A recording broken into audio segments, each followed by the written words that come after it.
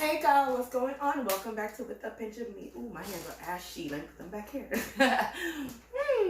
Guys, welcome back to With a Pinch of Me. This brother got us in for some messiness because I thought it was summertime, but now it's feeling like wintertime, and now it's feeling like fall time. On our plate passports and take a trip to the Caribbean, okay? Jamaican, Haitian, Trinidadian, Grenadian, Guyanese, Dominican, Puerto Rican, wherever you're from, okay? I'm sorry if I forgot your island. I'm just trying to make this real quick and short to the point.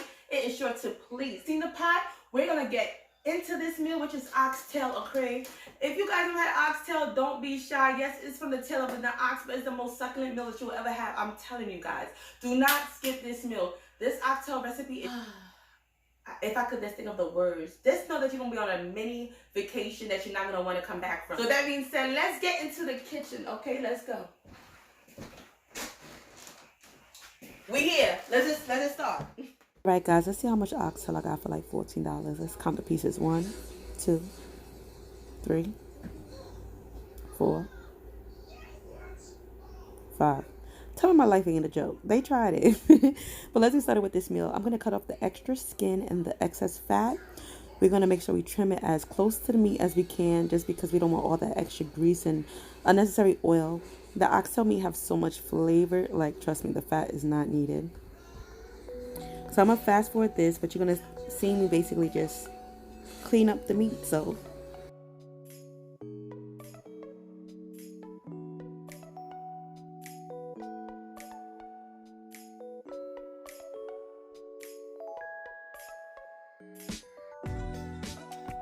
beautiful, beautiful meat.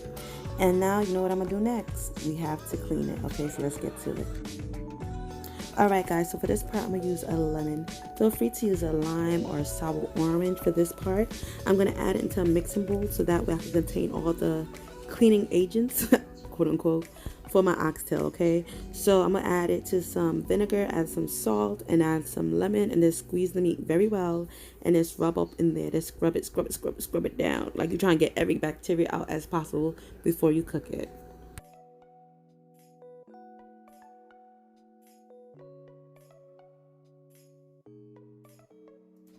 Now that the cleaning part is out of the way, time to get a fresh mixing bowl and add our nice chunky piece of oxtail.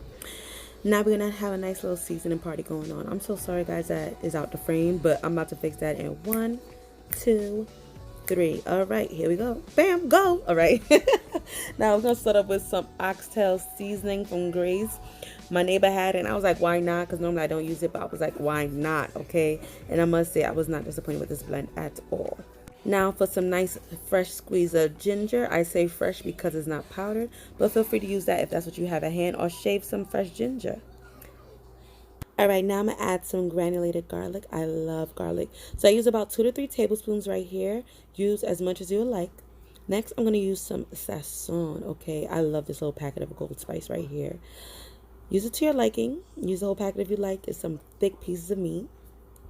Next, for that Worcestershire sauce. Yes, we're going to use Worcestershire sauce, about 1 tablespoon, I'm going to say. Next, for the chicken bouillon cube. I originally used Maggi, but I didn't have that at hand, but this was just as good. I used about 1/4 of a cube, I want to say, not too much, but just the right amount. Alright, next I'm going to add my Epis, about 1/2 tablespoon, or a little bit more than that. It's also named as sofrito and green spices. It's a blend of fresh herbs and garlic. If you want the recipe, I'll definitely create a video of it. Next, I'm adding a little touch of, you guessed it, molasses, guys. If you haven't used this before in your brown stew, I promise you guys, it's a life changer. It's so good. Now that we have our spices all in the bowl, we're going to put our hand up in there and make our meat just feel all the love, okay? We're going to spread that seasoning nice and even among all pieces, all sides of the meat. Make sure it gets in there, okay? Massage it the way you want to get massaged after a long day.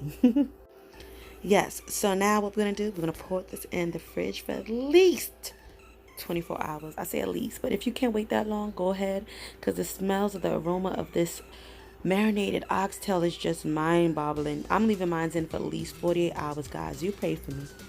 Pray for me, because I wanted to eat it right then and there. Alright, guys, so this is a little snippet, but I'm going to leave the blooper in it because I just got to show you guys why I tell you guys to pay attention so badly.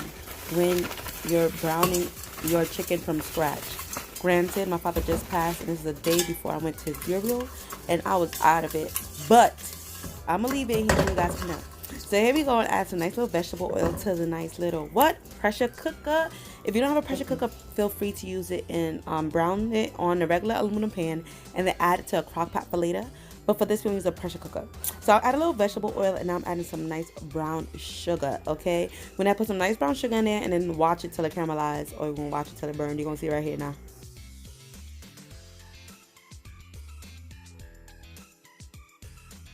This is so hard to watch, but I just had to show you guys these bloopers because it happens. So because I used the rest of my brown sugar here, I'm going to use what? You guessed it, white sugar, which is just as good when browning.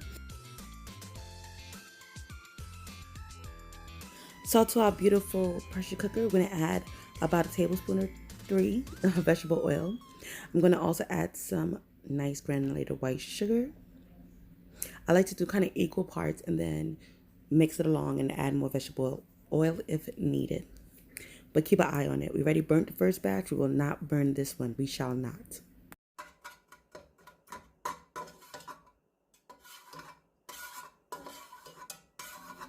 Alright guys, here it is. You see how nice it's creating a nice caramelized base right here for our browning. I know you might be tempted to throw your chicken in right here, but no, let's make sure every piece of sugar is broken down and diffused equally, so we can have that nice caramel texture throughout. You know what I mean? That nice, cute, beautiful, dark color. If you pay attention to the screen, you'll see how it's slowly but surely turning nice and brown. Don't get nervous to throw your chicken in right now, guys. It could get a little more darker. The same way you'll get with brown sugar. Look at that. Oh, just beautiful. Just beautiful. All right, now we can turn the fire down just a hint, and let's throw in our meat because it's about that time.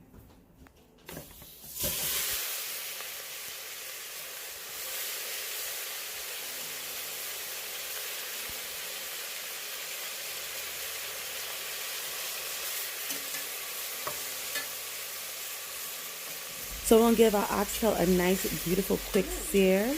Make sure we get all the browning on every side of the oxtail, so that when we add the broth and all the extra seasonings, the color is stuck on the oxtail, okay? So we don't have no white looking light oxtail. It's gonna be nice and that beautiful caramelized, perfectly seared meat, okay? And don't skip this step. I'm telling you guys, this is gonna add flavor throughout the dish. It's gonna provide that extra layer of flavor for the stock.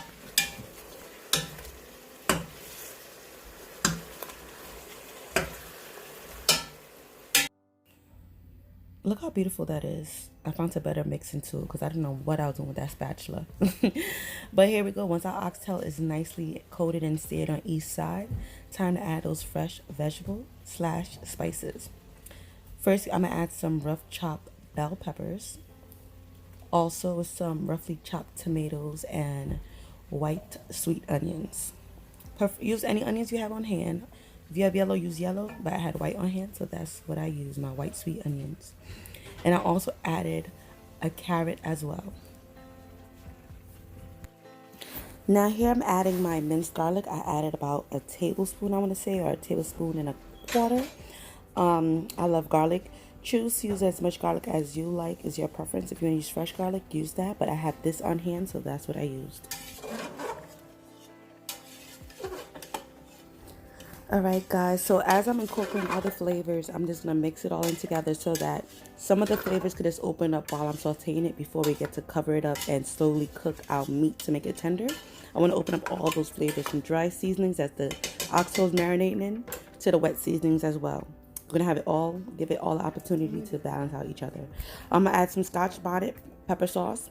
If you have fresh Scotch bonnet, feel free to chop that up in there as well and saute it. I didn't have any on hand, so I'm just using my pepper sauce. Next, I will be also adding some ketchup. You guessed it. Yep, I'm going to add some ketchup for a good tomato paste. If you don't have ketchup, feel free to use tomato paste. No judgment here. Anything shall work, okay?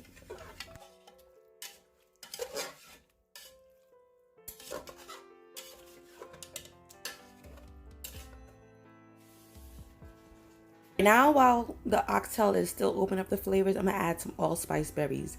I added about 3 or 4 whole berries in here. They're going to add another layer of flavors. Okay, I want them to open up before I have them actually becoming a stew. I'm telling you guys, all this layering is gonna work out in the end. You are gonna be mind blown, I promise. Now I'm gonna add a little bunch of thyme to it as well, and the same mixing bowl I had, my oxtail marinating, I added water to it, took out the rest of the seasonings and threw it right back in the pot, okay? I filled it up to the minimum line, and I'm gonna keep an eye on it, okay? Because I love me some gravy, but I want the taste to be very concentrated. Now I'm gonna do a rough chop of some green onions, aka scallions, on top of this oxtail stew. To me, it does something. If you don't, now you know. If you didn't know, now you know. And don't judge me for my shares, guys. This is a necessity in the kitchen. I love me some shares. Work smarter, not harder. Don't judge me. Judge you for not trying these shares out, okay? Now that we added our fresh spices, time to add our dry spices. I'm gonna add a little bit adobo, some bay leaves. Mine aren't fresh, so it's a little broken, but it's about 1.5 bay leaves. Now I'm gonna reintroduce the oxtail seasoning. The same thing that's in the meat, I'm gonna add to the stew. Just a teensy little bit muscat bonnet. If you aren't the sweet and savory type of person, or you're not the biggest fan of Scotch bonnet, just add a little bit to the beginning and leave it at that. Or just add it at the end of the dish. I promise you guys, you are robbing yourself if you don't add a little Scotch bonnet. And now a little bit of Maggi, aka chicken bouillon cubes. One finalized stir to make sure we incorporate all those flavors together. Make sure nothing's sticking at the bottom of the pot. And we're going to add the lid and let the pressure cooker do the rest of its job. We're going to come back within 20 to 30 minutes.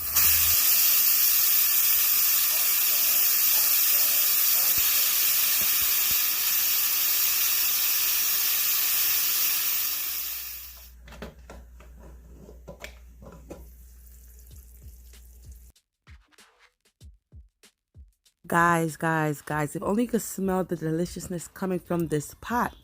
I cannot make this up. All right, so last but not least, our final ingredient for our oxtail, our beans. Yes, our butter beans are being added towards the end of this dish. I did not add in the beginning because I did not want it to overcook. We don't want it to get mushy. We don't want anything to ruin this expensive oxtail, okay?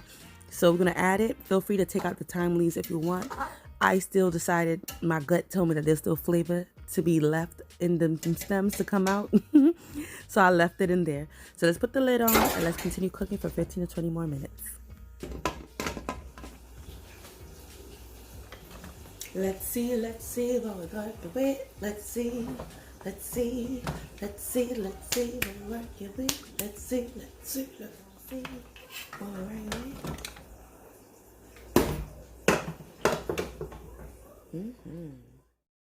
Yes, guys, so here's the finishing product. The best part about making oxtail yourself, you always have more gravy. Okay, you don't have to get cursed off with extra gravy on the side.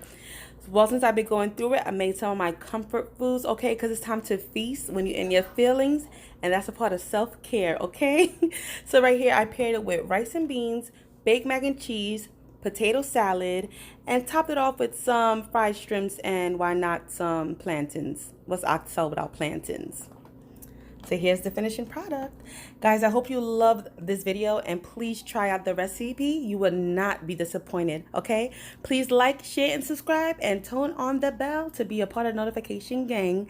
And I'm seeing you in the next one, all right? And don't be shy. Share with your friends. All right, bye.